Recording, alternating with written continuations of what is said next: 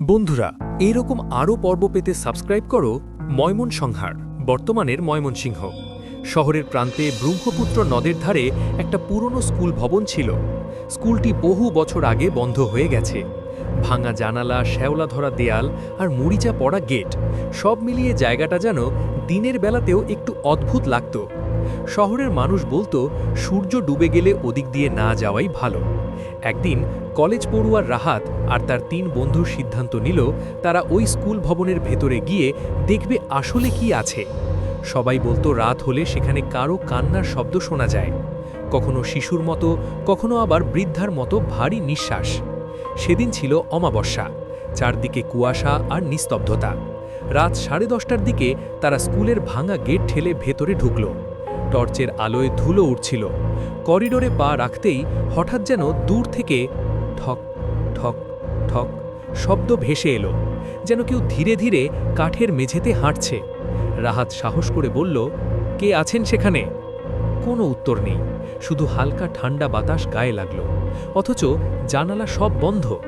তারা শব্দের উৎস খুঁজতে খুঁজতে পুরনো একটি শ্রেণীকক্ষের সামনে গেল। দরজাটা আধখোলা, ভেতর থেকে হালকা ফিসফিস শব্দ।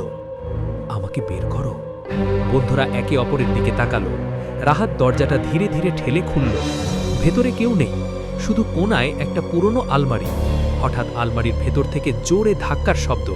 টর্চের আলো কাঁপতে লাগল। একজন বন্ধু ভয়ে চিৎকার করে উঠল।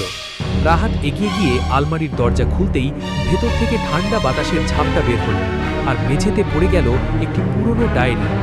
ডায়েরির প্রথম পাতায় লেখা, আমি তানিয়া, 1998 সালে আমি এখানে পড়তাম। একদিন সবাই চলে যাওয়ার পর আমাকে এই ঘরে আটকে রাখা হয়। কেউ আমার কান্না শোনেনি।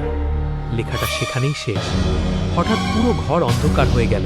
টর্চ বন্ধ, মোবাইলও কাজ করছে না। চারদিকে শুধু সেই কান্নার শব্দ, এইবার একেবারে তাদের চারপাশে। বন্ধুরা দৌড়ে বেরিয়ে আসতে গিয়ে দেখল করিডোরের শেষ মাথায় সাদা পোশাক পরা এক মেয়ের অবয়ব দাঁড়িয়ে। মুখ দেখা যাচ্ছে না, কিন্তু সে ধীরে ধীরে তাদের দিকে এগিয়ে আসছে। রাহাত চোখ বন্ধ করে চিৎকার করল, আমরা তোমাকে মুক্তি দেব। হঠাৎ সব শব্দ থেমে গেল। পরদিন সকালে তারা আবার স্কুলে গিয়ে স্থানীয়দের সহায়তায় সেই আলমারির পেছনের ভাঙা বেয়াল সরায়। ভেতর থেকে একটি ছোট কঙ্কাল পাওয়া যায়, সম্ভবত বহু বছর আগের। এরপর থেকে আর কখনো সেই স্কুলে কান্নার শব্দ শোনা যায়নি। কিন্তু আজও কেউ কেউ বলে ব্রহ্মপুত্রের ধারে গভীর রাতে গেলে কুয়াশার ভেতর থেকে একটা কণ্ঠ ভেসে আসে। ধন্যবাদ।